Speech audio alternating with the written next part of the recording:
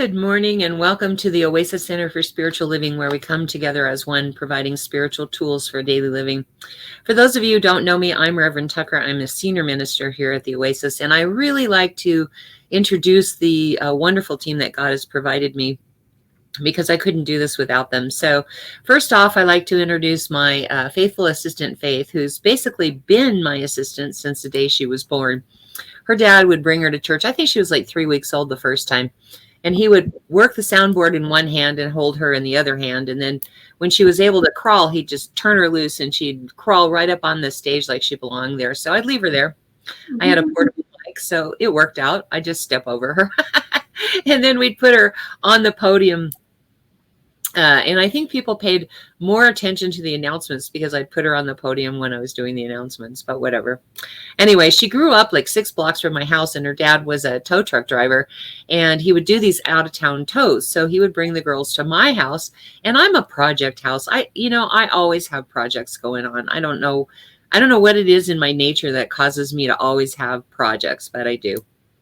And so I would put the girls to work, and Faith got to show me her skills. So when she was 14 and a half and said, I want a real job, I'm like, yeah, I'll hire you. Come on. So she became my assistant at the Ozone business, and she's been the best assistant there that I've had. I've had 3, and she was the one. But then we went live for the pandemic, and I said, do you want to be my ministerial assistant? And she said, yes. So here we are. She's the one in the background that does everything. Like if you pull back the curtain like the Wizard of Oz, there's Faith. Like not an old man, but Faith. And she's the one that answers you as me if you say hi, hello, good morning, which is our preferred way for you to do this. When we're in a facility, I can look out and see the shining faces beaming back at me. Here, I get a number. I don't even get names, so I don't even know who my audience is unless you say something. It's like, if you see something, say something.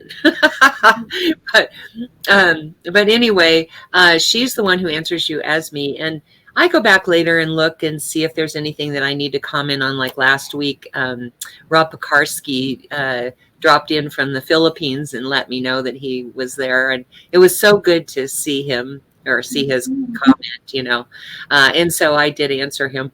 But, I've only had to go back and answer a question like twice in 4 years because she knows me better than I know myself. So I couldn't do this without you. Thank you so much, Faith. And she is also our soloist. And today we're going to do the Agape song, the Agape choir song, Use Me, because we're going to do visioning today. Yay! Woo-hoo! Woo-hoo! All right. The team loves it when I do visioning. So thank you, Faith. I love you. Thank you. All right. And then there is the wise and powerful Oz, my partner in crime, who's been with me since like 1998, I think. I think that's when you took your first class with me. But he was my first baby practitioner. Yeah, that was at the Denver Church of Religious Science. I remember. But he's my first baby practitioner, meaning that he took all of his training through with me, except for one class that he took at Mile High. But for the most part, his training was through me. And then he became my board president for many years after he became a licensed practitioner. And then he moved to Florida, and we lost the ability to have him in the service. So I'm really happy that when we went live for the pandemic, I asked him if he would be our practitioner of the day every week until we got more practitioners, which we haven't. So it continues to be Oz every week. But that means that he does the invocation, the benediction, and is available at the end for our 1-minute miracle. He's right now in Wisconsin. He's joining us from Wisconsin.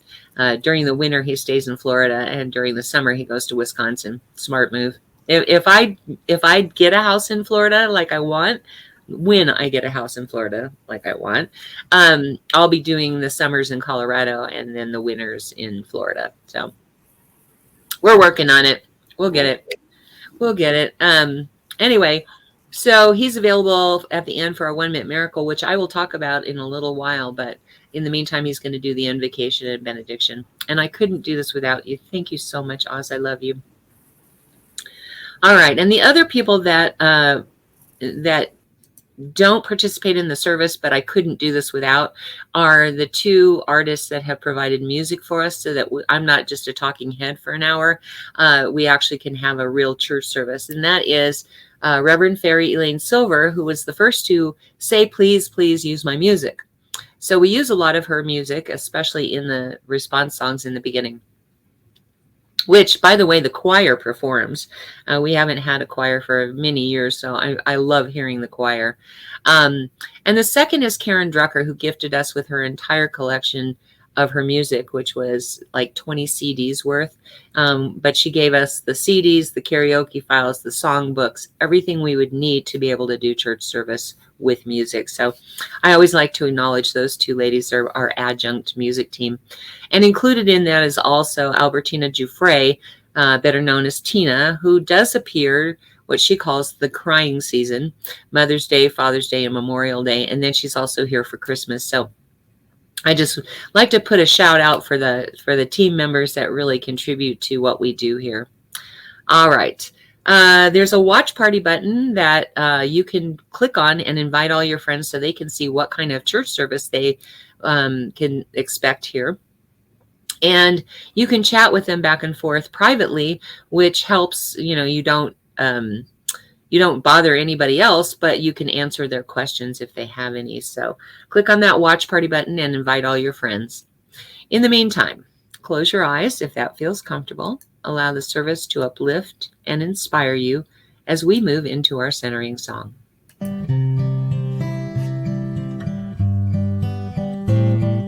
Surely the presence of God is in this place. I can feel the mighty power and the grace. I can feel the rush of angels' wings. I see glory on each face. Surely the presence of God is in this place.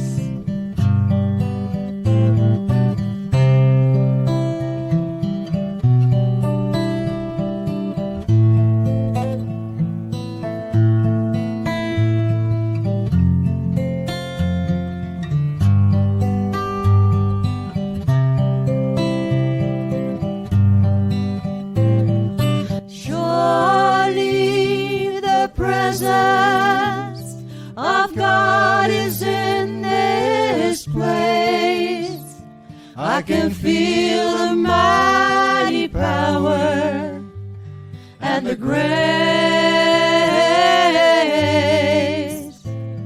I can feel the rush of angels' wings. I see glory on each face. Surely the presence of God is in this place. The presence of God is always right here, right now. For God, as we conceive of it, is everywhere, in everything, for all time. The summation of all existence, real and potential, exists within this one being that we call God. It is simply all there is. And that means it must be right here, right now, in you, in me, in all that we encounter, and all we see and do. God's presence pushes forth and creates the world anew at every moment. And it operates every intricate mechanism of our existence, from the cellular level to the subatomic and out into the universal and galactic levels. All that we can conceive is one within this great overbeing, inner being that we are all one in. And I know that this is right here, right now, the truth of my life and yours. I know this is good, and the blessings that flow are manifest as we align and allow this one great source to move through us, uplift us, and uphold us. I give thanks for these blessings, and I let them be. And so it is. And so it is. Thank you so much, Oz. I love his prayers. They just send me. Ooh, you send me.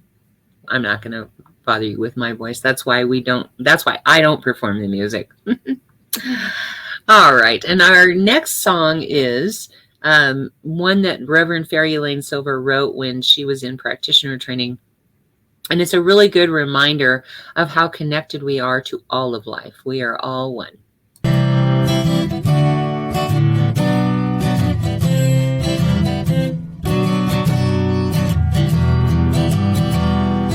We are all one. We are all one. We are all one in it.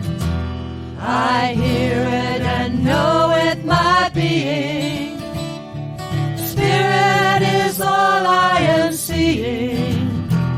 For God is all there is. Grateful am I to be living, open to what I have seen, honoring what I've been given, sharing now what I believe. I remember the oneness around me. I surrender to infinite light, knowing the love that's surrounding me is within me by day and night. And we are all one. We are all one. We are all one in it. Yes, we are all one. We are all one. We are all one in it.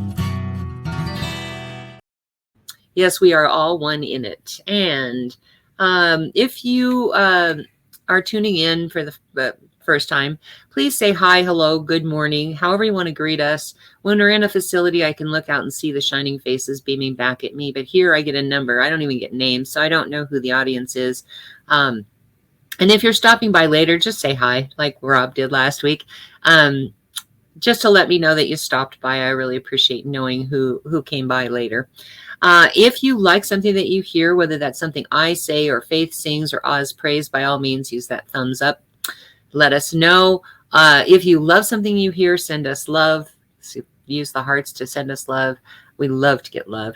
And if something strikes you as powerful or hits you at a very deep level, by all means, use that wow button. It lets me know when I'm on track, because the object here is to uplift and inspire. And when I know that I'm on track, I really like that. I know that. All right. Without further ado, we are going to hear from Faith, and she will be singing Use Me by the Agape Choir. Mm-hmm. Thank you.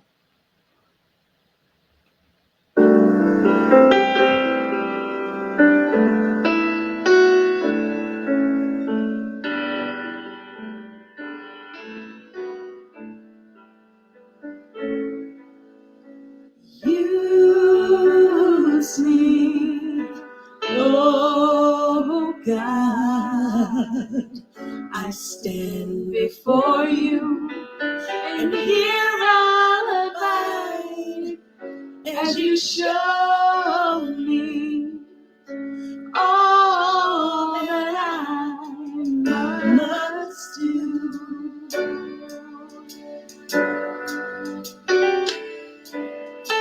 I used to think God is the sun, God is the sun, but God's so much more than the earth and the stars and all of creation.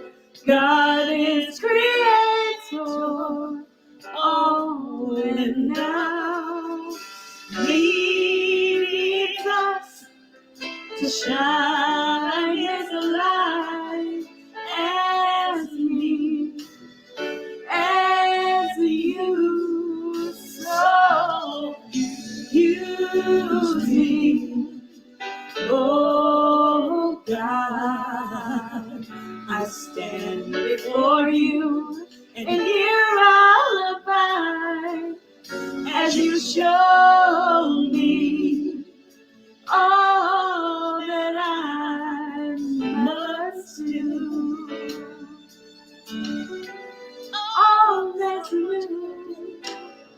is command my hands. What must they do? Command my life. It's here for you. God is the sun that heals all creation. God is creator, makes all things new. And God needs us to shine His light as me, as you so use me.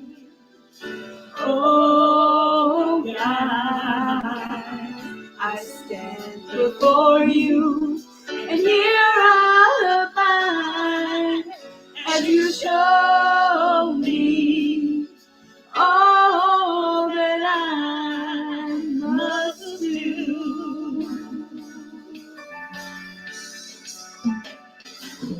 And God needs us to shine His light. God needs us to shine His light.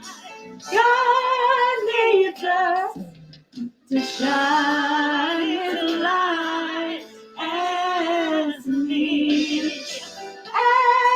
you so use me. Oh God, I stand before you, and here I'll abide as you show me all that I must do. Show me all that I must do. Show me all that I must do.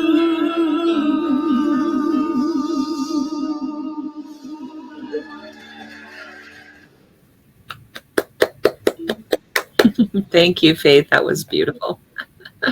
I love it when she sings that song. That's one of my favorite songs. So if you're just tuning in, we have been doing a 10-week series based on my book, 10 Weeks on the Road to Prosperity, where we use the metaphor of stops along the way on our journey. It's a roadmap.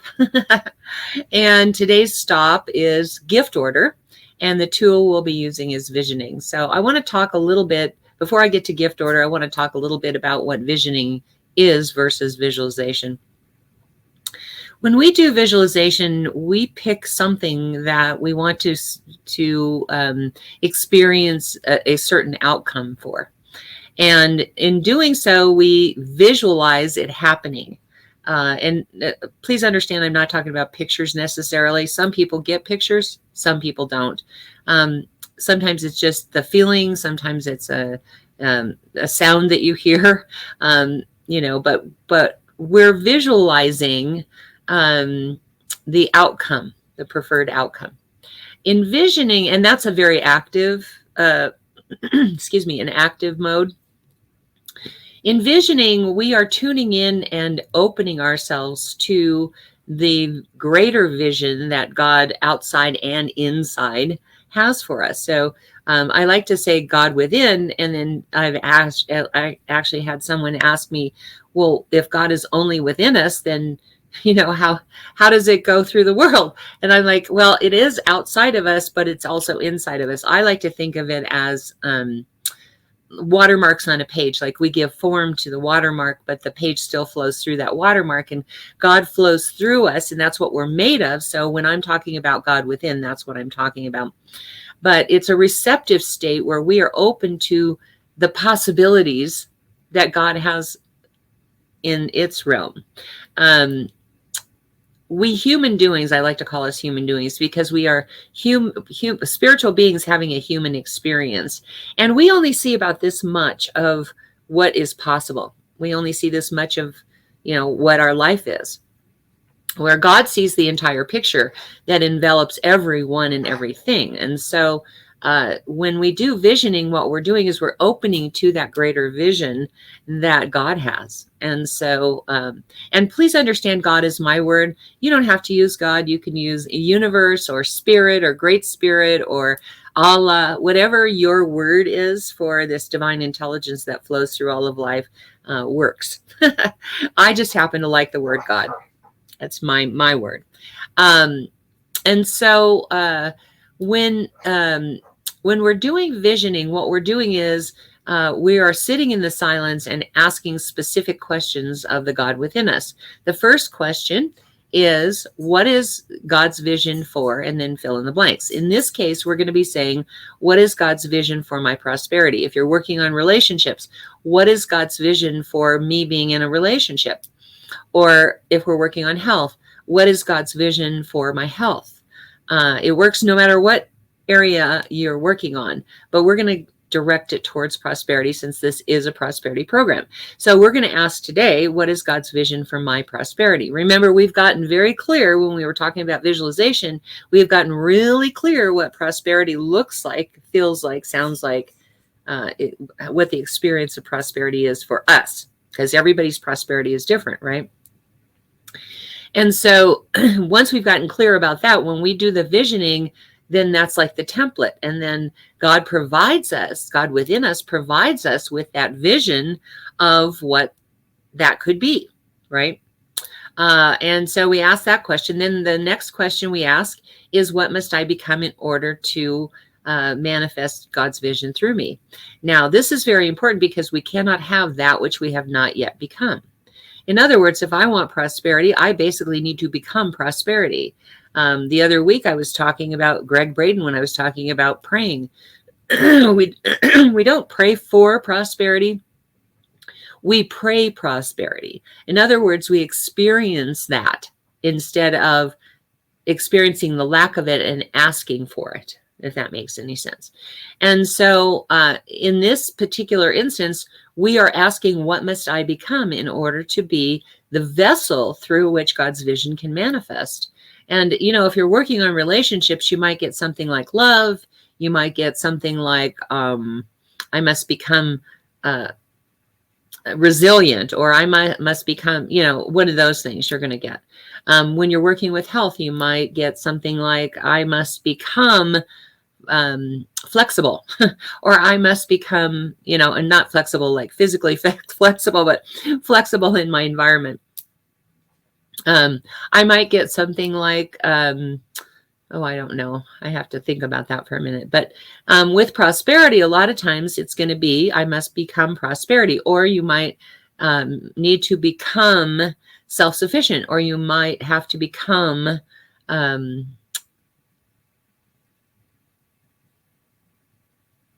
ease or harmony or something like that. So you're going to pay attention to whatever comes to you. Whatever the answer is perfect. You might even get love for prosperity, or you might actually get prosperity for love. You never know what's going to pop into your head, and that's what's important. So what must I become in order to become the vessel through which God's vision manifests? Then the third question is, what must I release in order to become that vessel?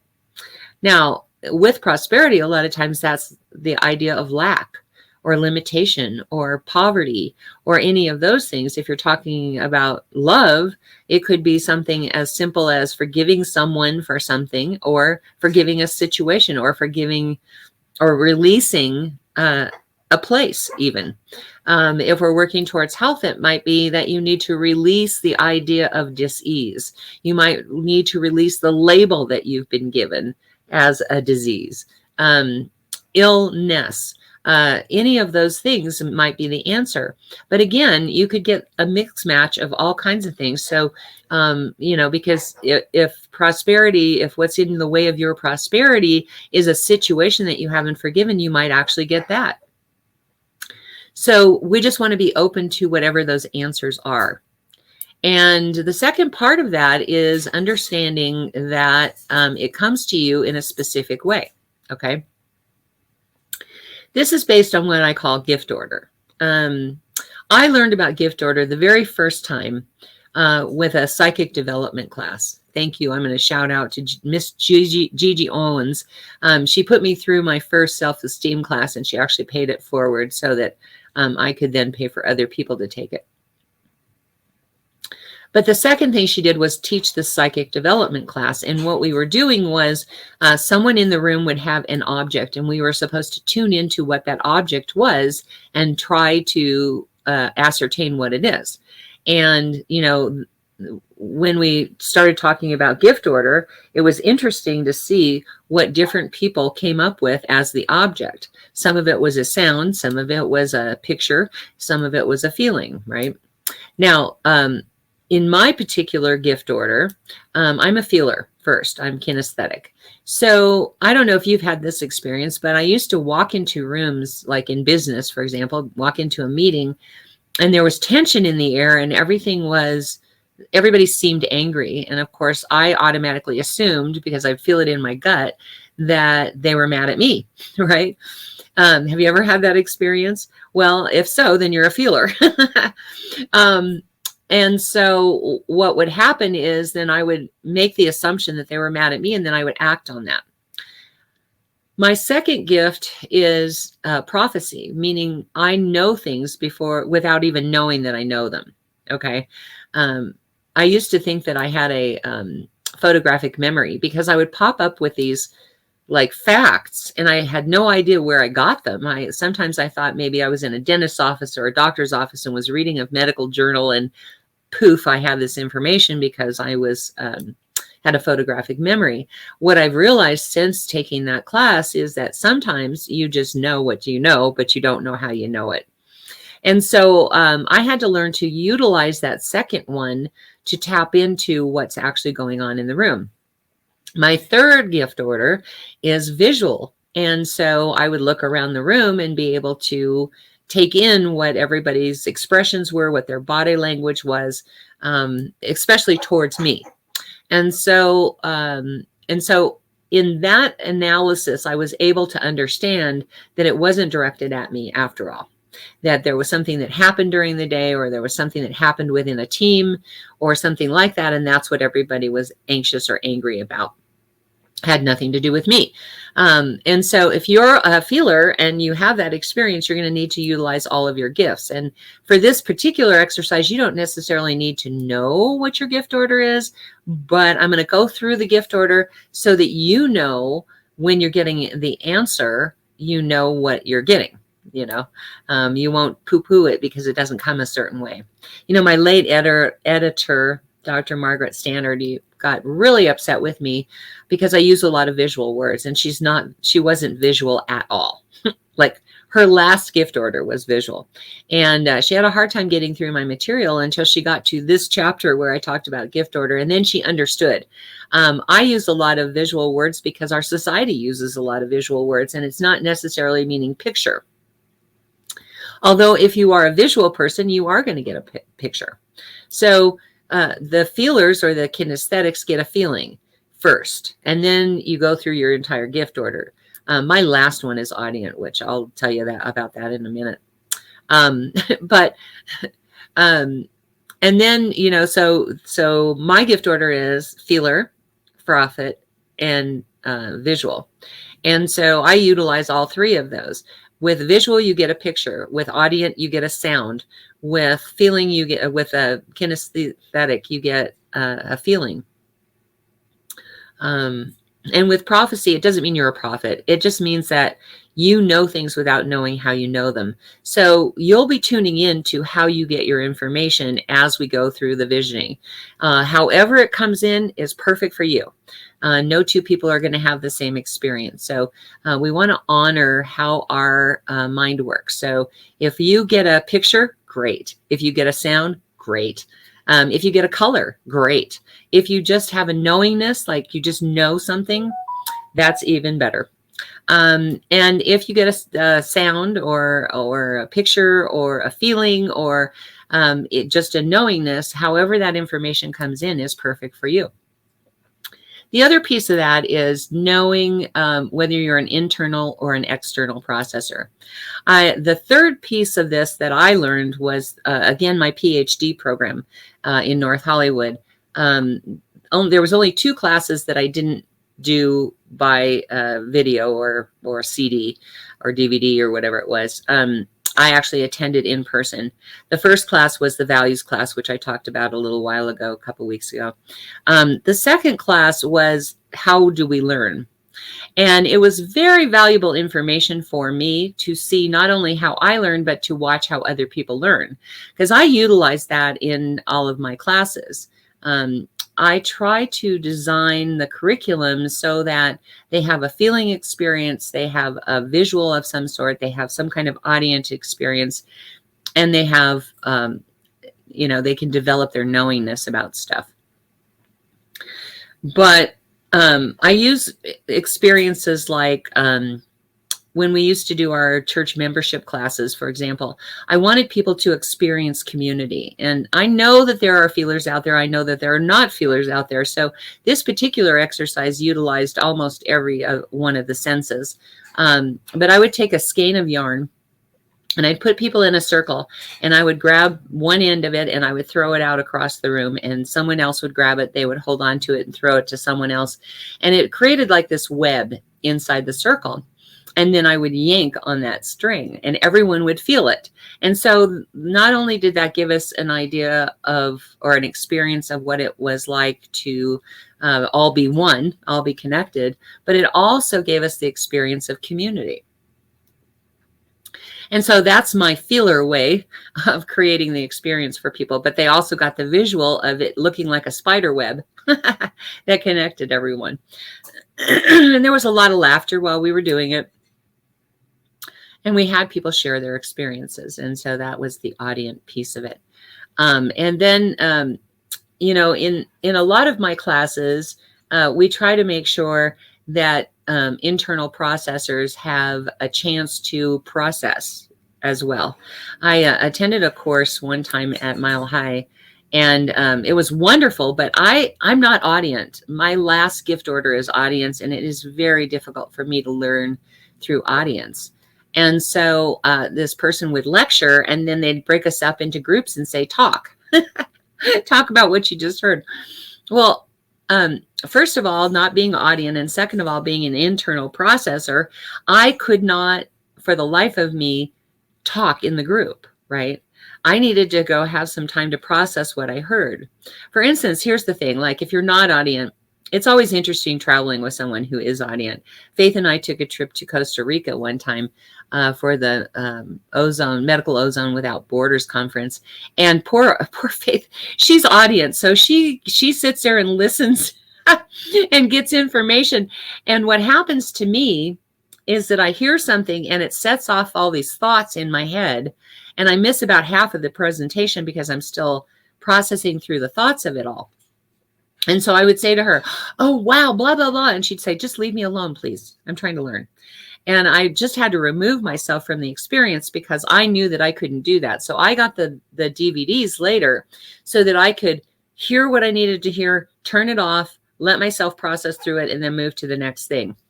And so I had to learn to either write the things down that were powerful for me so I could talk to Faith about them later, or just leave the room so that Faith could experience that. If you're audience, you perhaps, like music is a perfect example of audience. When I am doing something, when I'm working or whatever, I don't like having music on. It's very distracting for me. With Faith, she has music on all the time because it helps her focus. And so that gives you the example of what it's like to be an audience person versus someone who's not audience. And so like, in the school of ministry, when I had learned about the gift order already, and then I realized that I was having a really hard time because they would lecture in the class and I'd be like, oh, that's really powerful information. And I'd be off thinking about it. And I'd come back to a conversation that I had no clue what happened in that interim. And so I began to tape the classes.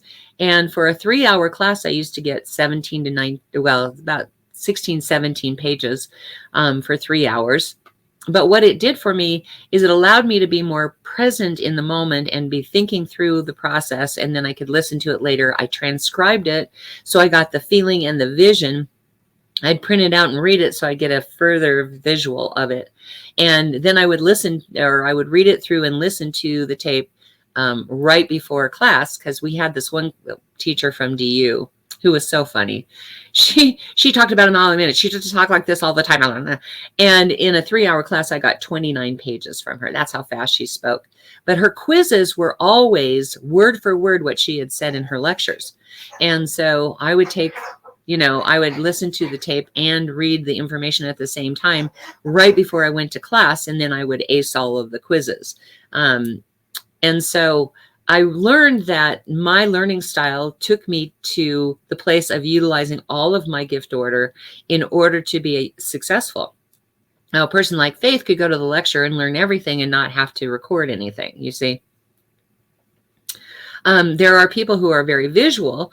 You're probably visual if you get colors or you get pictures when someone is teaching you something.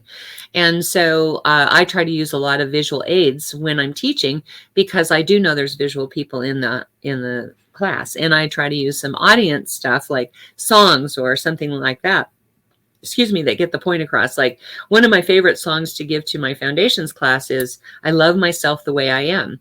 It's a Louise Hay production. And it's I love myself the way I am, and still I want to grow.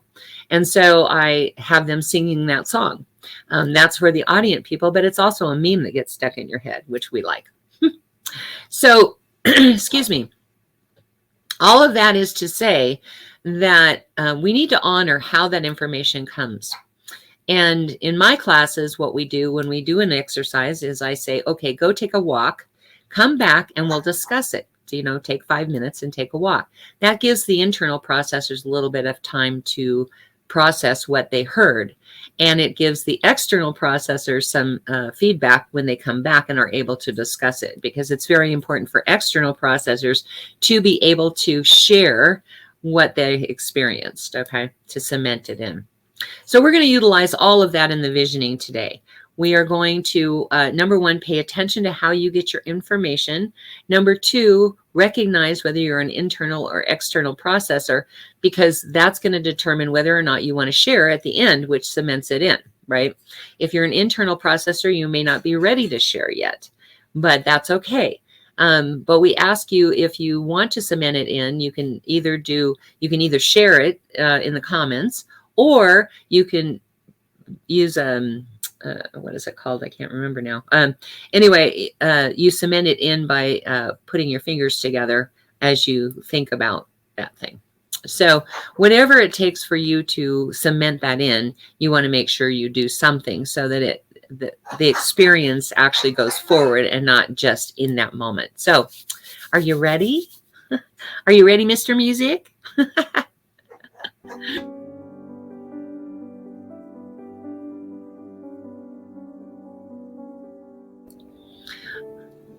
I invite you to close your eyes if that feels comfortable. And just sort of tune into your breath at this moment. Take a nice, long, deep breath in through your nose. Hold it and release out through your mouth. Take another really nice, deep breath in through the nose. Hold it and release out through the mouth. We take one last deep breath, bringing it all the way up from your toes, in through your stomach, up through your lungs, into your nose.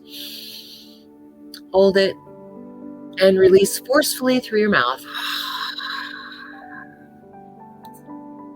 You'll begin to notice that your body is becoming more relaxed and receptive and open.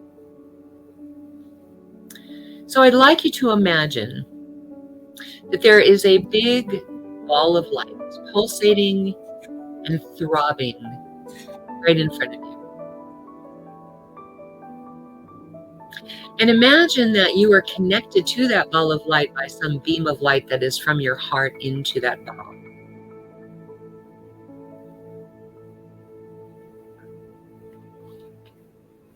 Imagine, if you will, that you see that that ball of light is now connected to everyone on this team and everyone who's listening, that they have a beam of light from their heart into that pulsating ball of energy too.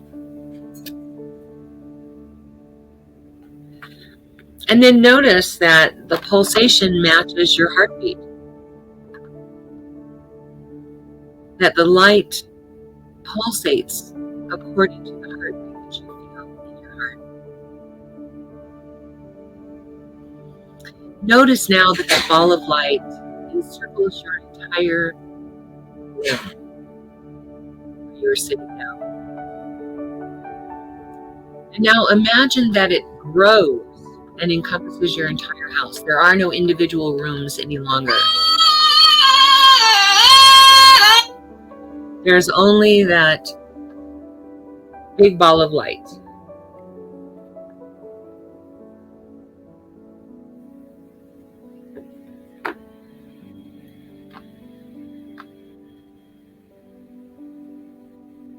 Then imagine that that ball of light grows again and encompasses your neighborhood.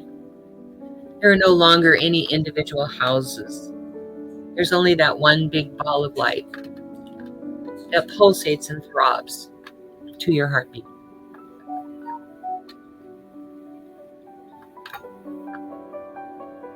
And then imagine that that big ball of light grows again and encompasses the entire town or city that you're living in. There's no longer any individual neighborhoods, only that one big ball of light, pulsating and throbbing to the heartbeat that you share and the universe shares. Imagine that it grows one more time to encompass the state in which you live in. There are no more cities or towns. There are no boundaries between any of that, just the one.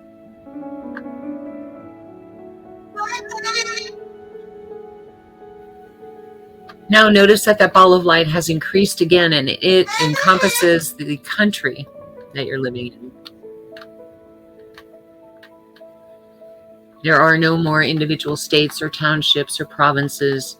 There's only that one big ball of light. And it grows one more time to encompass the earth. There are no individual countries any longer, just that one big ball of light, growing and throbbing and pulsating. And you notice that it does so to the heartbeat as it grows one final time to encompass all of the planets. It becomes the universe.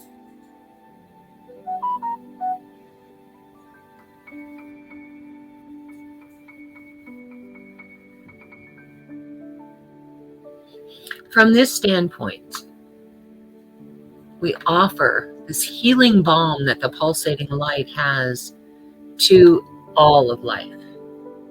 Everyone reaches in and accepts whatever love, healing balm that they need. And we take some for ourselves. As we take note of the idea that all there is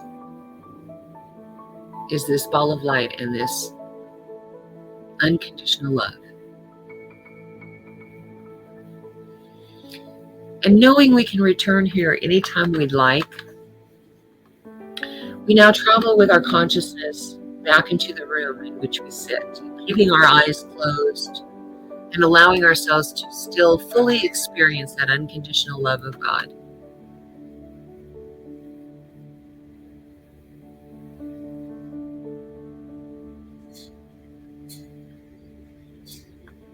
And so as we move into that awareness, we ask ourselves this very important question. What is God's vision for my prosperity?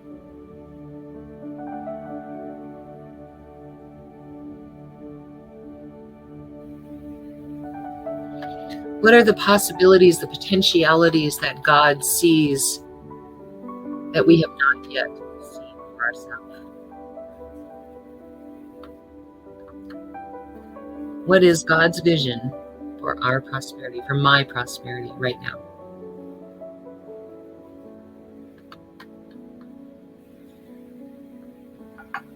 Remember to allow the information to come however it comes.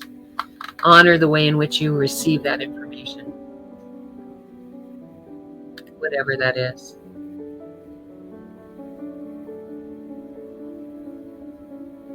What is God's vision for my prosperity?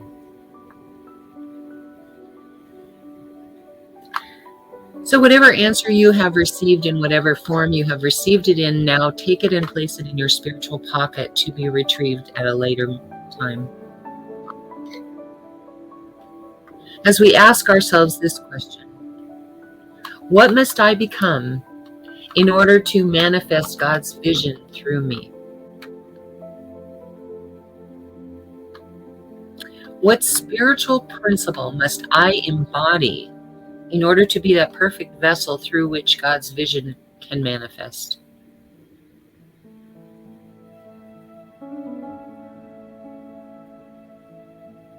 What must I become?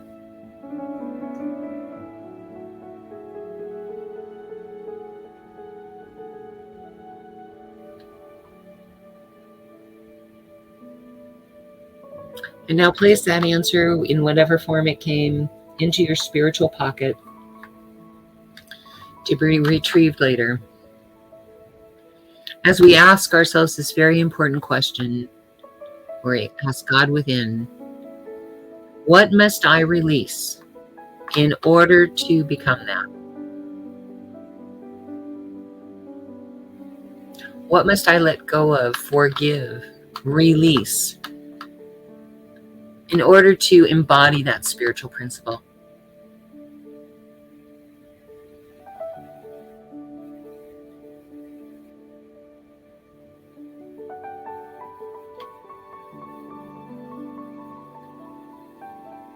What must I release?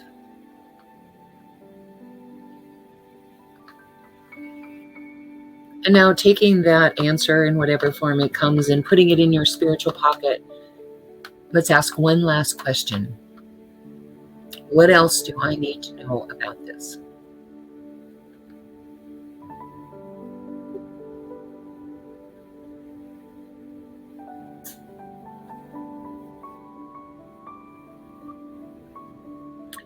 Right now, I give great thanks for all of the information that has been shared with each of us today.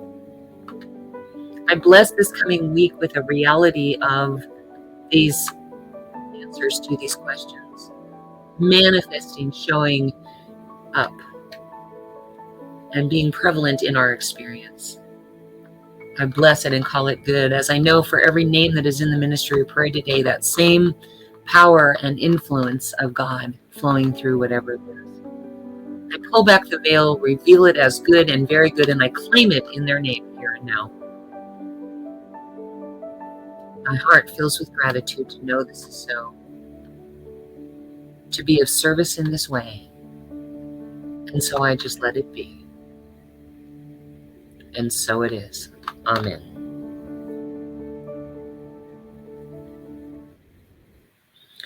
Whew. I'll give you a chance to share that in just a moment. You can go ahead and share it now if you want to in the comment section, but we're going to move on ahead because we're running a little bit late. So if you would like to, share it in the comments. And if not, again, remember to cement it in while you're thinking about it with your fingers. All right, here's Faith.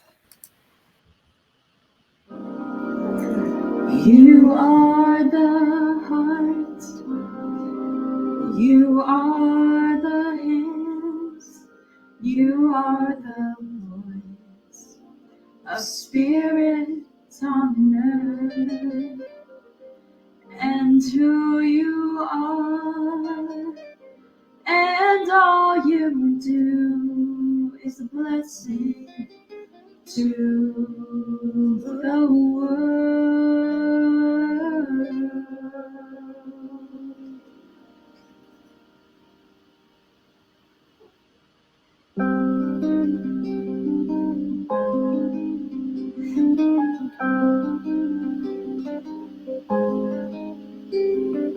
You are the heart, you are the hands, you are the voice of spirit on earth.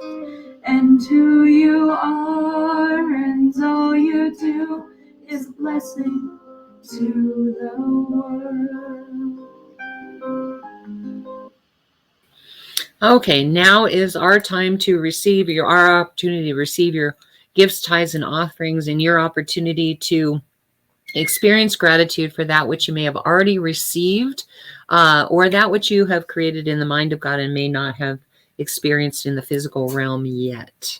In a moment, I'm going to ask you to go to www.oasiscsl.org and say the offering affirmation with me. That's about 2/3 down the page. But underneath that is a contribute now button. So let me just talk real briefly about what your contribution means. We are not in a facility, so there isn't like rent and utilities and all of those kinds of expenses that you expect to receive within a facility. Instead, what you are contributing to is our vision, which is a healed world, and I mean globally, and our mission to get there, which is healing the world one person at a time. So when you hit that contribute now button, you are contributing to our mission to get to our vision. So right now, whether you're here in real time or later on, please go with me now to www.oasiscsl.org and say with me now this offering affirmation that is down about 2/3 of the down on the page. This perfect gift is spirit in form, circulating and blessing all it touches. Freely I give and joyously I receive. And so it is. Click that contribute now button and help us reach our vision through our mission. Unfortunately, marketing takes money.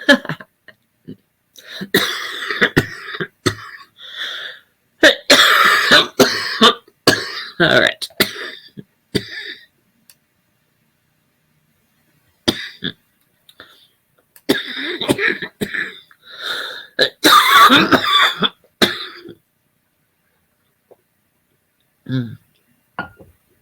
We have this wonderful team of licensed practitioners from coast to coast that serve our church in 3 different ways. One is if you want prayer for something, just put it in the comment section and they will pray every day for a week on those requests. If you don't want it to be public, you can DM Faith and she will let our God Squad, and she will get the information to them. We call them the God Squad because I love that imagery of them coming into the room and taking charge. But that is our prayer team of licensed practitioners. The second way that they serve our church is by offering spiritual guidance sessions by appointment for a fee. So you can reach out to them and let them know, message them through Facebook that you would like a session for spiritual guidance, and they will let you know how to pay for it. I don't get involved in all of that. They have their own business. So some use PayPal, some use Venmo, some use Cash App, some use Wise, some use Zelle. Anyway, they'll tell you how to pay for it. You pay for it, and then they will reach out by video chat at your appointed time. All right. And the third way that they serve the church is one that I've already kind of explained, which is the practitioner of the day, invocation, benediction, and our 1-minute miracle after the service. It's not a time for counseling, but it is a time where you can share whatever you're experiencing, and Oz will pray with you right then and there. He'll stop, drop, and pray. If he's not available right away, you can reach him through video chat. If he's not available right away, it probably means he's on with someone else. And so try back a little bit later. All right. Then we have Brooks and Bailey. You can reach them through brooksandbailey0307@gmail.com. All the benefits go to Rocky Mountain Lab Rescue. They have all kinds of jewelry, but I specifically like their mala beads because I do think that's a great way to do your affirmations. The Hindus and the Buddhists take 1 bead at a time and do their chants. I say there's 108 beads on a necklace, so it gives you 100 a day of your affirmations if you do it that way. The bracelets have 54 in them. This one is amethyst, so it's $60, but they have all kinds of gemstones starting at $30 and up. So definitely reach out to these ladies. They do great work. And whenever they have a booth at one of the events, I try to repost that on Facebook under my account. And so definitely check out these ladies and buy something from them. We like to support those who support us. I'm going to jump to, let's see, I'm just going to jump to Karen, Reverend Fairy Lane Silver. Her website, for some reason, she can't change it to put a form of payment on there. So you need to go and look and see what CDs that you that strike you as what something you might want, and then reach out to her by email and let her know. She travels around the country singing, and she carries the CDs around in her trunk of her car. So let her know what you want. She's really good about, after you pay for it, she's really good about sending it out very quickly. The other one is Karen Drucker, and Karen Drucker's website does work. You can buy it by the song, by the CD, by the karaoke file, by the songbook, and you can pay for it right then and there. Please definitely buy something from these two ladies. We like to support those who support us, and they definitely support us. So we want you to reciprocate with them, okay? Then check out our website at www.oasiscsl.org.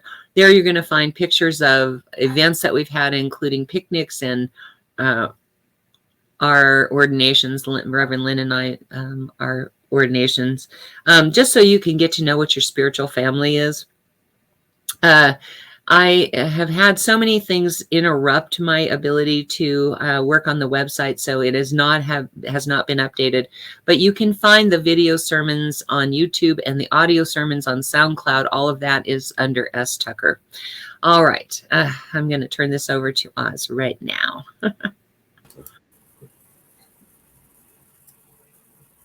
And I know right here, right now, that God's vision for our lives is unfolding as we speak. For God is always present, always right here, always right now, and always wherever we are. I give thanks that this is so, and I let it be. And so it is. And so it is. Thank you so much. And thank you all for being here. I know there's 1,000 things you could be doing on a Sunday morning. We are so blessed that you were here with us. Join us next week and every week at 10:30 a.m. Mountain Time. Next week is the 10th week, which means our series ends next week. So don't miss it. If you haven't been coming all along, you can go to YouTube and go through the entire series so you can catch on to what's going on. If you're tithing 9% today, which is what you, according to the program, would be, you want to give yourself $900 in your spiritual bank account, as well as $100 for being here today. As well as all the other spiritual practices we've been doing. By now, you should have a pretty sizable amount in your spiritual bank account. Your brain doesn't know the difference between fact and fiction. So definitely keep working on that spiritual bank account. Even if the program is over, you can continue to use that the rest of your life. So please join us next week at 10:30 a.m. Mountain Time and every week. Until then, we love you. We miss you. Stay safe. Bye.